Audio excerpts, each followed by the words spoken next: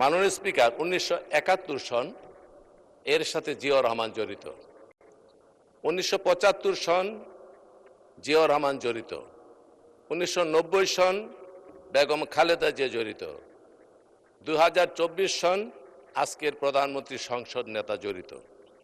অনেক ব্যাখ্যা রয়েছে। এই প্রত্যেকটা রাজনৈতিক পরিমণ্ডলে রাজনীতির বাঁকের সাথে বিপরীতমুখী দ্বান্দ্বিক রাজনীতির জটিল সমীকরণের একটা সম্পর্ক রয়েছে। এই জটিল সমীকরণের সমাধান হয়েছিল জিয়া পরিবার এবং বাংলাদেশ জাতীয়তাবাদী দলের হাত ধরে। অতএব সংক্ষেপে যদি বলতে হয়, সামগ্রিকভাবে সমষ্টিগতভাবে জিয়া পরিবারের কাছে, বিএনপির কাছে গোটা জাতি, আমি ব্যক্তিগতভাবে এই সংসদ কৃতজ্ঞতা ভাষে আবদ্ধ থাকার কথা। কারণ এই বাংলাদেশের ইতিহাস থেকে জিয়া পরিবারের ইতিহাসকে যদি কেউ বিচ্ছিন্ন করে দেখার, খণ্ডিত করে দেখার চিন্তা করে, তাহলে সেই কথাই মনে করিয়ে দেয়।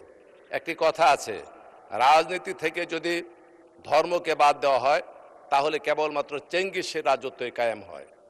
আর বাংলাদেশের ইতিহাস থেকে জিয়া পরিবারের বিএনপির রাজনীতি যদি বিচ্ছিন্ন করা হয় তাহলে সেই ইতিহাস হয়ে পড়ে অন্তঃসারশূন্য, সারশূন্য, ম্লান হয়ে যায়, কলুষিত হয়ে যায়।